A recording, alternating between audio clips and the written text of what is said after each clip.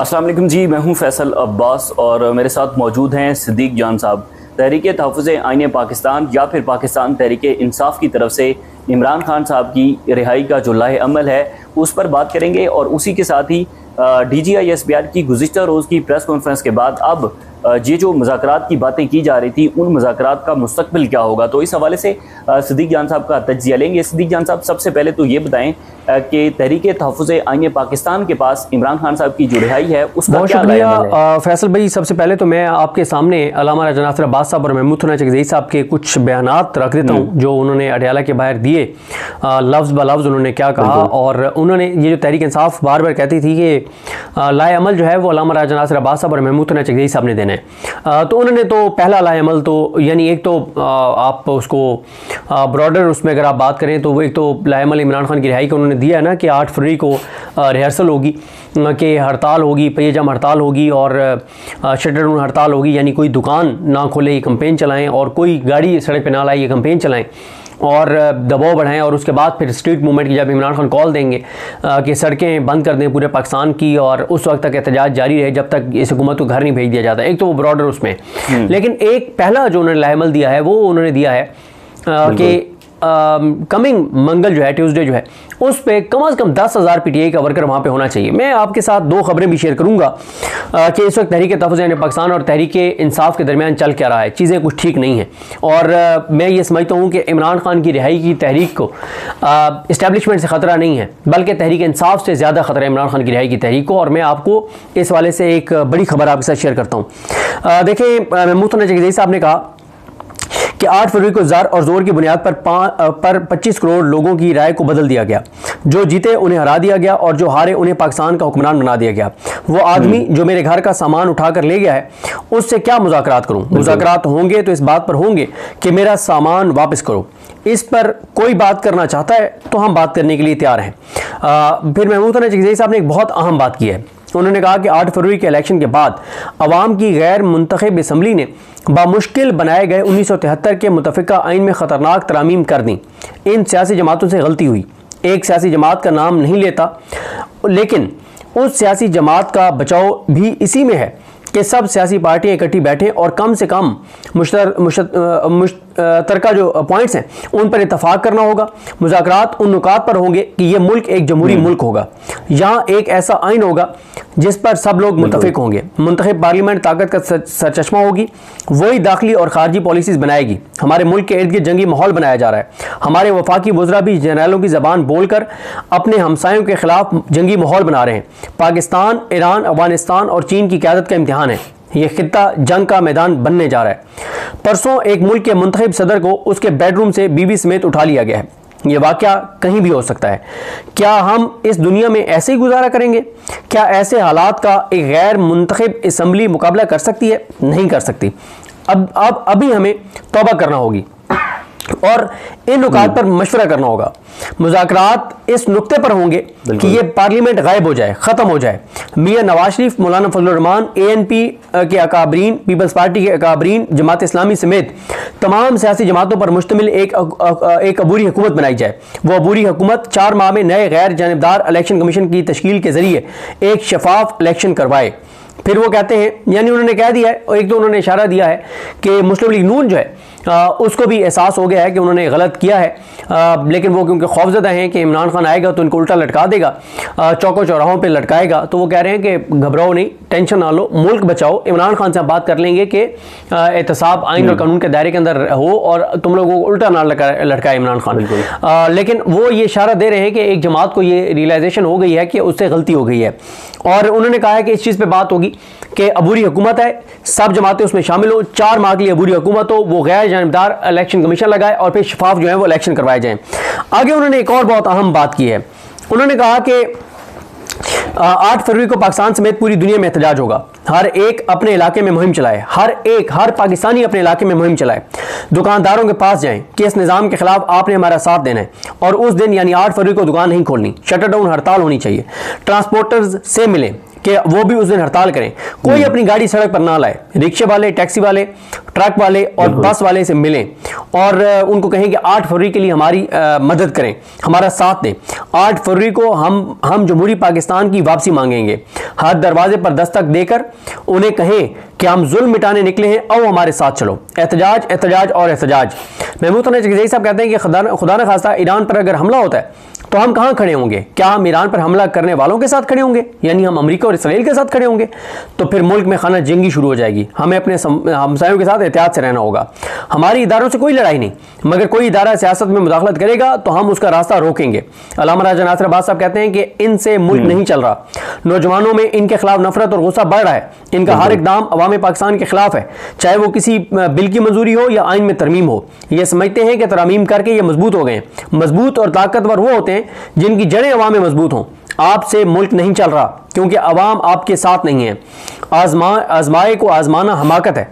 कितनी बार इनको आजमाया जा चुका है। आज का पाकिस्तान 1947 वाला पाकिस्तान नहीं है। मौजूदा पाकिस्तान 16 दिसंबर 1971 के बाद वाला पाकिस्तान है। 1971 के बाद से अब तक इन्हीं 2 खानदानों ने हुकूमतें की हैं और आज जो तबाही और बर्बादी है वो इन्हीं की वजह से है। इस वक्त मुल्क पर करप्ट लोगों का टोला मुसल्लत है। ये हर दिन को आखिरी दिन समझकर लूट रहे हैं, जिन पर कोई इतना एतमाद नहीं करता कि इनके पास 20 बकरियां अमानत रखवा दे। 25 करोड़ का मुल्क इनके हवाले कर दिया गया है। बेगुनाह लोगों को जेलों में रखकर तुम जीत गए हो। पाकिस्तान के लोगों को तुमने अपनी तरफ खींच लिया है। हर गुजरते दिन के साथ लोगों की आपसे नफरत बढ़ती चली जा रही है। अल्लामा राजा नासिर अब्बास कहते हैं कि आपकी बातों में इतना तजाद होता है कि अरबी का एक जुमला है जिसका मफहूम है कि जवान बेटे की मौत पर रोने वाली मां को भी ऐसी बातें सुनाई जाएं तो वो हंस पड़े। फिर अल्लामा राजा नासिर अब्बास कहते हैं कि इन्होंने कुरान मजीद पढ़ती हुई खवातीन पर गंदा पानी छोड़ दिया। यह अडयाला के बाद जो इन्होंने कल किया। गंदे लोगों से गंदगी की तो रखनी चाहिए। इनका हर काम गंदा, इनकी गुफ्तगू गंदी, इनकी बातें गंदी, इनके इक़दामात गंदे, इनके काम गंदे, इनका सब कुछ गंदा। इन्होंने 8 फरवरी 2024 का इलेक्शन चोरी करके भी गंद किया। जो कुछ जग के अंदर हो वही बाहर आता है। जिनका अंदर गंदा हो उनसे अच्छे की उम्मीद नहीं रखनी चाहिए। इनके अंदर की गंदगी बाहर आ रही है और इनके अंदर इतनी गंदगी है जो ख़त्म होने का नाम ही नहीं ले रही। इदारे अपना इस्तक़लाल खो बैठे हैं। पार्लियामेंट ख़त्म हो चुकी। पाकिस्तान की फॉरेन पॉलिसी और आलमी मुआहदों का कोई फैसला पार्लियामेंट नहीं कर रही। पार्लियामेंट से तरामीम भी ज़बरदस्ती करवाई जा रही हैं। रियासत पाकिस्तान के तमाम स्तून गिर चुके हैं। ये पाकिस्तान के लिए बहुत ख़तरनाक सूरत हाल है। जिसको पाकिस्तान की ख़तरनाक सूरत हाल नज़र नहीं आ रही वो अंधा है।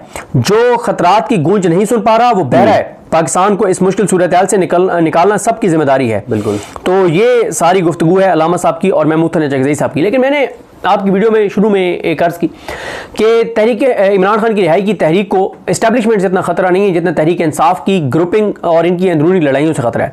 अब हुआ ये कि तहरीक तहफ़्फ़ुज़ पाकिस्तान ने पंजाब में कमेटियाँ तश्कील देने का फ़ैसला किया कि जो कमेटियाँ हैं वो कौन होंगी जो 8 फरवरी के लिए लोगों को मोबिलाइज़ करेंगी, डोर टू डोर जाएंगी और एक मोमेंटम बनाएंगी गली गली, महले महले, चौक चौराहे, हर जगह।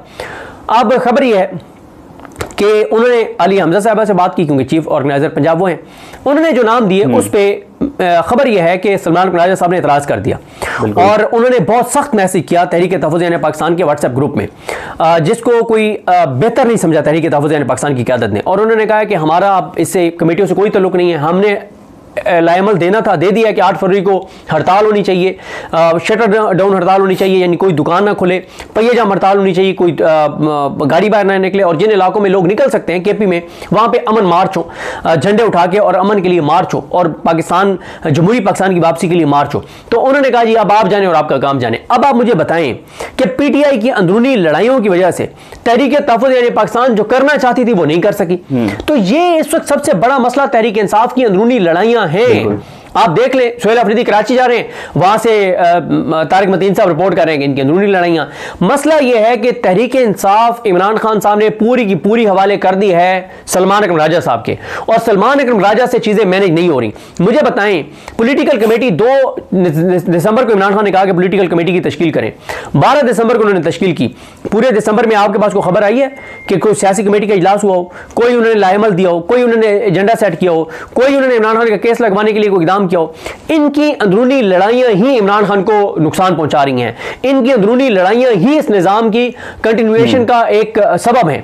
यह निजाम 2 चीजों पे चल रहा है, बिल्कुल। एक अमेरिका की सपोर्ट और दूसरा पीटीआई की अंदरूनी लड़ाइयां, पीटीआई मतलब आप देखें ना, सोहेल अफरीदी लाहौर से होके आ गए, कहां है तंजीम, कहां है पंजाब में मोमेंटम, कहां है पंजाब में डोर टू डोर कैंपेन्स। और जो तहरीक तहफ़्फ़ुज़ ने पाकिस्तान करना चाहती थी, उस पर सलमान राजा साहब ने कहा कि आपने तो एक ऑल्टरनेट यहां पे एक पूरा स्ट्रक्चर खड़ा कर रहे हैं तहरीक तहफ़्फ़ुज़ पाकिस्तान के जरिए तहरीक इंसाफ के मुकाबले में। और उन्होंने कहा कि जो नाम आप बता रहे हैं कि आप इनको जिम्मेदारी दे रहे हैं, ये तो एक ग्रुप को रिप्रेजेंट करते हैं, पंजाब में 3-4 ग्रुप हैं। अब आप अंदाजा लगाएं भाई, अगर ग्रुप है तो वो ग्रुप में खत्म क्यों नहीं करवाते सलमान राजा साहब, और अगर ग्रुप है तो जो हक पे है उसको कहें कि ये हक पे है, जो गलत है उनको फायर करें तहरीक इंसाफ से। इमरान खान ने आपको इतना इख्तियार दिया हुआ है। सबसे ज्यादा मसला सलमान राजा साहब का है, जिनको आज तक ये शायद अंदाजा नहीं है कि इमरान खान ने उनको कितनी अहम पोजीशन दी है। इस वक्त एक सेक्रेटरी जनरल ही तो है पीटीआई के अंदर। मतलब आप मुझे बताएं, कभी आपने कोई जमात देखी है कि जो हालत जंग में हो, कोई मुल्क आपने देखा है जो हालत जंग में हो और उसका वॉर रूम ही ना हो, जहां पे सेंट्रल कोऑर्डिनेशन हो सारे दीगर फोरम्स का कि किस तरह से हमने जंग लड़नी है। तहरीक इंसाफ इस वक्त वो जमात है जिस जमात की सूरत हाल यह है कि इनका कोई वॉर रूम ही नहीं है। इनकी इस वक्त सूरत हाल यह है कि इनकी आपस में सेंट्रल कोई ऐसा फोरम ही नहीं है जहां पर इनकी कोऑर्डिनेशन हो। इनका कोई इमरान खान आम दिनों में डेली 2 मीटिंग्स करते थे कि नैरेटिव क्या होना चाहिए, और ये हालत जंग में और कोई इनकी मीटिंग्स नहीं होती है तो इनकी खबर बाहर नहीं आती। अब आप मुझे बताएं ना कि अचकज़ई साहब और अलामा साहब ने तो लाएमल ये भी दे दिया ना कि अगले मंगल को, जो आने वाला मंगल है, उस पर 10,000 पीटीआई के वर्कर होना चाहिए। पार्टी उसके ऊपर क्या कर रही है? कुछ भी नहीं। तो मसला है पीटीआई की तंजीम का, पीटीआई की जो बाहर क़यादत है इसका। इनकी अंदरूनी लड़ाई इनके लिए ज्यादा अहम है, ना इनके लिए पाकिस्तान अहम है, ना इनके लिए इमरान खान अहम है। इनके लिए अपनी जिद, अना, जाती मफादात।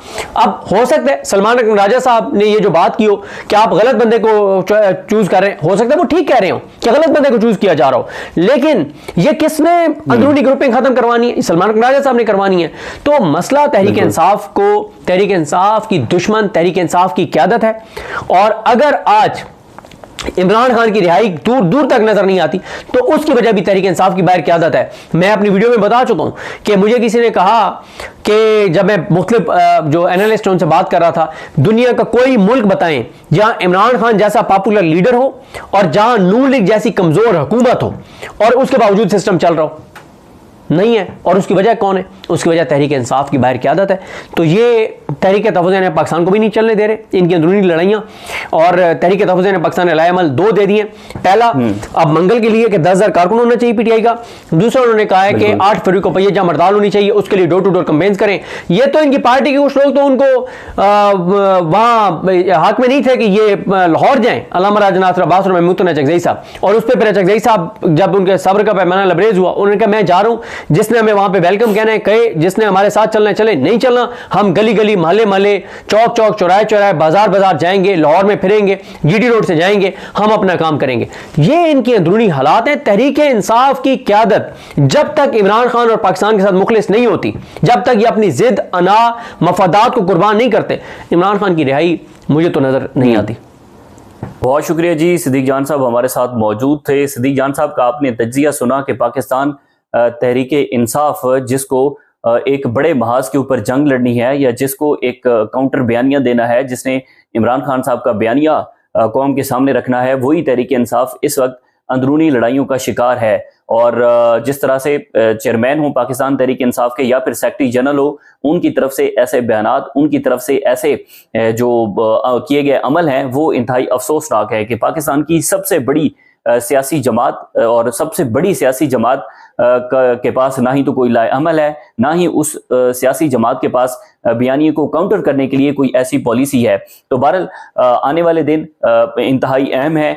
DGISP की प्रेस कॉन्फ्रेंस के बाद हुकूमत जो मुज़ाकरात का हुकूमत ने शोशा छोड़ा था, उन मुज़ाकरात का भी कोई मुस्तकबिल वाज़े नहीं है। उसी के साथ ही मज़ीद जो पॉलिटिकल टेम्परेचर है वो दिन ब दिन हाई हो रहा है। जो भी तफसीलात होंगी इंशाल्लाह आपके साथ शेयर करेंगे। इजाज़त दीजिए, अल्लाह हाफ़िज़।